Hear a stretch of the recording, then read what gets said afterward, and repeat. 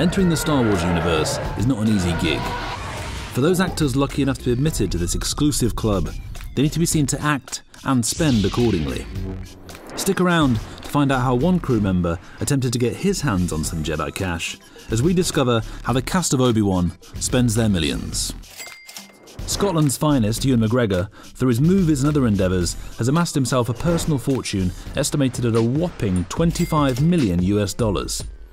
He's used his film fortune to assemble an epic motorcycle collection, and we're talking seriously epic. Some of the most beautiful bikes on the planet have passed through his garage at some point or another. His personal collection has even included exclusive one-off pieces, such as this 2012 Indian Larry Panhead chopper that he recently sold through a Bonhams Las Vegas auction for over $25,000. I think it would also be fair to say he has a bit of a thing for Moto Guzzi motorcycles. A bit of a thing, meaning an absolute obsession. Moto Guzzi was established in 1921 and has operated from the same factory in Mandalel del Lario, Italy for over 100 years without interruption. For many years, the company hired him as the face for all their ad campaigns and would furnish him with a bike after each shoot was completed. That just wasn't enough for bike-hungry McGregor, and it didn't stop him continuing to buy more and more of them over the years.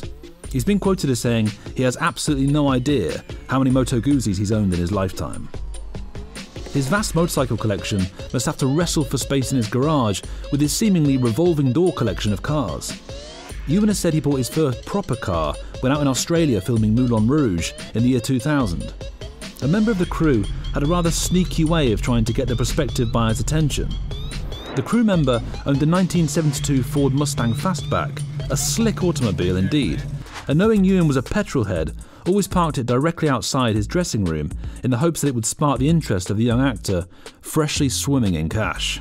Unfortunately for him, it did turn Ewan's head onto Mustangs, but just not his. Ewan found out about another Mustang that was being sold in Sydney at the same time, a beautiful 1965 convertible. Upon seeing the peach of a motor, he instantly fell in love and had it shipped all the way back to his home in the UK, some 15,000 kilometres away. Better luck next time, mate. Although his garage was always bursting at the seams with motorcycles, it was only when he moved to America in 2008 that he started seriously collecting cars. Although he fiercely denies being a collector at all, having said that collectors buy cars that will appreciate in value. The only car he's ever made any money on was a 1969 Aston Martin DBS, which he said was really lovely. An average sale price of over $100,000, we should hope so. He sold the Aston Martin in order to buy, wait for it, a 1967 split windshield Volkswagen Westfalia camper, which has to go down as one of the oddest car trades in history. Ewan has also been a lifelong fan of Volkswagen Beetles and has a fair few permanently sitting in his collection. A few years ago, he had the newest addition to his collection, a powder blue 1954 Volkswagen Beetle, converted to run fully on electric power, saying he was frustrated with it breaking down and how noisy it was and how he couldn't hear people when they were talking inside. Alright mate. He had a company in San Diego called EV West convert it to fully electric. EV West take old cars, Ferraris, Porsches and Volkswagens, and they put Tesla batteries and an electric motor in. The cost of an electric conversion can cost anywhere up to $20,000. And what, may you ask, does a Hollywood actor do with all these vehicles? Well, if you're Ewan McGregor, you team up with your best mate, fellow actor and motorcycle enthusiast Charlie Boorman, and hit the road. And we mean seriously hit the road. Since their first motorcycle adventure series Long Way Round launched in 2004, the pair have experienced the many different cultures across the world, all viewed from the well-worn seat of some of the most beautiful two-wheeled machines ever put together. They've travelled from London to New York City, travelling eastwards through Europe and Asia, flying to Alaska and continuing by road to New York. Another time, they travelled from John O'Groats, the most northern point in McGregor's home country of Scotland, through 18 countries in Europe and Africa to Cape Town in South Africa. Their latest, Long Way Up, sees them covering 13,000 miles over 100 days through 16 border crossings and 13 countries. Starting from the most southern tip of South America, McGregor and Boorman journey through the underexposed landscapes of South and Central America using cutting-edge technology on the backs of their prototype electric Harley-Davidsons. all in order to contribute to and raise awareness of the sustainability of the planet.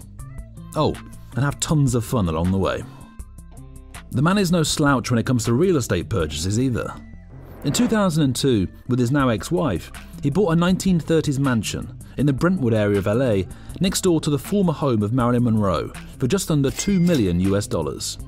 Fun fact, the said former home of Marilyn Monroe is currently occupied by a Marilyn Monroe impersonator, who regularly gives guided tours of the property in full 1950s dress to her 1 million plus Instagram followers. She's also a fellow Scot. His latest property purchase is with new partner Mary Elizabeth Winstead in renowned hippie neighborhood Topanga Canyon in the Santa Monica Mountains. Average sale prices of a home in Topanga are around $1.7 million, and their new neighborhood is the residence of choice for other Hollywood stars, such as Bridget Jones's Diary star Renée Zellweger. Wow. After being launched into stardom after his breakout roles in Trainspotting and Moulin Rouge, Ewan landed the much-coveted role of Obi-Wan Kenobi in 1999's Star Wars prequel trilogy, which he reprises for this Disney Plus series. When you're on screen playing an apprentice Jedi Knight, showing off your lightsaber skills in front of the whole world, it might have been quite the disappointment if we had discovered his off-screen interests were something short of exhilarating. Thankfully, Ewan hasn't let us down on that front. Canadian Hayden Christensen returns to play Darth Vader in the series and has an estimated net worth of $10 million. Taking a bit of a left-hand turn, Christensen purchased a farm near Ontario, Canada in 2007, apparently on a whim, renovating the property himself and getting fully involved in the world of agriculture. Through the experience, he was inspired to create a 20-piece clothing line for RW & Co. based on his new lifestyle. In addition, Christensen has worked with various non-profit and charity organisations over the years, such as Do Something and Red. His love of farming has been said to explain his often long periods of absence from acting. In a more traditional real estate acquisition for a young millionaire actor, he and partner at the time Rachel Bilson purchased a home in Sherman Oaks for approximately $2.7 million. The 3,000 square foot home was nestled in Sherman Oaks, which sits within the San Fernando Valley in California. The property features a swimming pool, spa, and koi pond. Following their separation, Bilson and Christensen sold the house in 2017 for $3.8 million, walking away with a cool $1 million profit. Hope they remembered to feed the koi. Anyone hoping for a reconciliation in their relationship had their hopes dashed when she purchased a Pasadena mansion of her own following their split. Bilson shelled out $3.25 million for the 3,700 square foot home, which was more than $250,000 above the original asking price. According to Trulia, the house, which sits above the Rose Bowl, was originally designed in 1950 by architect Gregory Ain for Walter W. Ralphs Jr., heir of the Ralph's grocery store chain. When it comes to cars, shots of Christensen filling up his beloved Audi R8 in his local gas station have long been something of a tabloid staple all over the world. With a base price of over $100,000 and a top speed of over 330 kilometers an hour, we can see why he loves it and doesn't care who knows it. It's a true sports car, which comes in both street legal and racing models, utilizing Audi's patented Quattro permanent all-wheel drive system, and is one of the sleekest, coolest sports cars on the road today. It's a car that any movie star will be proud to be papped in. Outside of raking in the cash through the George Lucas franchise, he has wisely branched out to establish a varied career with multiple income streams. In addition to acting, Christensen is an accomplished writer and producer and has been named one of the most beautiful people in the world by People magazine. He's also been the recipient of several acting awards. Christensen also has a growing list of producer credits on his IMDb, including the blockbuster thriller Standoff starring Lawrence Fishburne. Movie producer salary averages are around $60,000 a year, but some earn millions of dollars from their percentage of the film if it goes on to become a hit. Famously, Arnold Schwarzenegger took no salary on his 1988 movie Twins, but signed up for a 20% profit through his producer role, walking away with a cool $35 million. Christensen also beefs up his net worth with a number of brand endorsements. He partnered with Louis Vuitton, acting as a model for their advertising campaigns, and was also a brand ambassador for Lacoste. Brand endorsements can bring in some serious coin. George Clooney reportedly gets $5 million each year from Nespresso, and Jennifer Aniston gets the same figure from Emirates. English actor Rupert Friend has an estimated net worth of $4 million US. Now, one thing we can all agree on is that Rupert Friend is a snappy dresser, regularly seen out and about looking quite the dapper gentleman. A tailored suit from a Savile Row dresser like this can set you back anywhere up to $8,000 US. Jaguar appears to be his vehicle of choice. A supercharged Jaguar XKR Coupe can cost anywhere up to $100,000 US and has a top speed of 250 km an hour from its 4.2-litre 32-valve quad-cam V8 petrol engine. He clearly also likes to rest his head on Egyptian cotton when he's on the road, and why not? A favourite haunt of his is the Bowery Hotel in New York, where a studio suite can set you back anywhere up to $1,000 a night. He's also been quoted as saying, "Only amateurs hand back all their clothes after a photo shoot," and has a reputation for hanging on to luxury socks he's been styled in. Just as well, as a cashmere pair like these from Prada will set you back $350 US for socks. Does investing in yourself count as spending? Friend attended the prestigious Marlborough School in England that has fees of up to $45,000 US a year. His acting school was Webber Douglas Academy of Dramatic Arts in London. Other famous alumni include Riz Ahmed, who played a pilot in Star Wars Rogue One, Carrie Fisher, who played, well, I'm sure you don't need me to tell you, the Princess Leia, and Jason Isaacs, who voiced the Jedi Hunter character known as the Grand Inquisitor in the first and second seasons of the animated series Star Wars Rebels, amongst many other high-profile actors who've been hired by people other than George Lucas. He's perhaps best known for playing CIA assassin Peter Quinn in Showtime's Homeland, opposite Claire Danes, who was earning $450,000 per episode. The show ran for 9 years and was one of the highest-rated US shows across that whole period, a role that earned him an Emmy nomination in 2013, and I'm sure keeps his bank manager happy still as those fat residual checks keep rolling in. Friend also gained notoriety for his high-profile 5-year relationship with Oscar-nominated actress Keira Knightley that ended in 2010. Keira's not doing too badly herself and reportedly has a net worth closer to $80 million US. Friend's wife is American model, actress and athlete Amy Mullins, who has a net worth of $18 million US. Although not the wealthiest on our list, yet, Moses Ingram has really hit the jackpot. The Queen's Gambit star not only landed a part in this upcoming Star Wars Disney Plus series Obi-Wan Kenobi, but she landed the role of a fearsome new villain, playing a lightsaber-wielding, Force-sensitive Inquisitor named Reva. Ingram has been enthusiastically keeping fans updated, posting pics on her Instagram stories of her receiving training on how to swing the lightsaber like a pro and dart out the way of any riposte.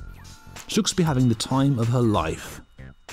Keeping her casting under wraps hasn't been easy though. She teased the top-secret production on Instagram with a video of her wielding a blue lightsaber. Looking this good on a Hollywood red carpet is not something that can be thrown together for a couple of bucks. There's the manicuring, the stylists, the dress, the glam team, the shoes, the dazzling accessories. We could go on. If Ingram wants to stand out on the red carpet, there's seemingly only one way to do it. Spend, spend, spend. The average total cost of an A-list actress's outfit is $10 million US. The most expensive outfit in Oscars history was Cate Blanchett's in 2014. It cost a mind-boggling $18.1 million US. She wanted to become an actor from a young age, but was discouraged by her school advisor. She never lost interest. After high school, there were years of part-time jobs, countless auditions, rejections, and local theatre gigs in her hometown of Baltimore and in Washington. Ingram eventually made it into the Master's Drama program at Yale and was cast in Queen's Gambit, one of the highest-rated Netflix shows of all time. The Queen's Gambit began production only 1 month after she finished Yale. She landed the role of brash, confident Jolene, the one friend that chess prodigy protagonist Beth makes at the orphanage. "I was shocked to see how the world latched onto it," she says, of the 2020 hit, because it was about a girl and chess. Ingram earned an Emmy nomination for her performance. We're sure that finding herself on the set of a Star Wars production, she must truly feel like she's made it. She seems to chase after her dreams and goals like an absolute baller, so we can't wait to see how she spends the mountains of cash that seem to be inevitably heading her way. Joel Edgerton reprises his role of Owen Lars in the series. The Australian actor from New South Wales has an estimated net worth of $3 million US. Edgerton is probably best known for his appearances in The Great Gatsby, Zero Dark 30, love that film, and his previous Star Wars roles in Episode 2, Attack of the Clones, as well as Star Wars Episode 3, Revenge of the Sith. Egerton owns a property and is a resident in the swanky district of Bondi Beach in his native New South Wales, where the average home sells for over $4 million. Regular surfers at the world-famous break are the likes of, well, a who's who of Australian acting: Chris Hemsworth, Russell Crowe, and Hugh Jackman. Egerton and his brother Nash Egerton founded Blue Tongue Films, and the Australian-based production company has initiated dozens of projects since its conception. The company keeps Joel engaged and busy in between his Hollywood projects, all whilst helping to keep the coins rolling in. Speaking of Hollywood projects, we wouldn't be worrying too much if we were him. His reported paychecks seem to be seriously chunky and climbing all the time. 2005 Star Wars Episode 3 Revenge of the Sith, $190,000. 2013's The Great Gatsby, $320,000. 2017's Life, $350,000. You'd be happy with that paycheck, right? Us too. As for vehicles, surfers need to keep it practical, so the Beach Boy keeps it casual in a Subaru Outback, which you can pick up for around $40,000. Not the pimpest ride on our list, but I'd like to see Ewan try and discreetly change out of his board chores whilst getting papped when he's ridden to the shore on his motorcycle. Egerton's wife is Christine Centenera, one of Australia's coolest fashion fixtures. The uber-stylish brunette is the senior fashion editor of Vogue Australia, fashion director of recently launched Miss Vogue, and a freelance stylist and fashion consultant. She has the likes of Kanye West and Kim Kardashian on her list of clients. She's a designer for many of Hollywood's top personalities, people like Naomi Campbell, Cate Blanchett, Ellie Fanning, and Giselle. Centenera reportedly receives $700,000 a year for style advice for Kim Kardashian alone. To put Christine's paycheck into perspective, stylists typically earn around $100,000 to $130,000 a year, with a daily working rate that caps around $1,500 a day. So that must be some pretty serious fashion advice she's offering. Kanye is apparently responsible for introducing the editor to the mother of his children. Of course. He reportedly first started working with Christine in 2011, and the professional relationship is still going strong, with Christine styling the rapper's recent blowout at Madison Square Garden. Christine's net worth is estimated at $5 million, making them quite the power couple. Of course, the real big spenders here are Disney. The Mouse House bought Star Wars from George Lucas outright. The cost? $4 billion. Now you're talking.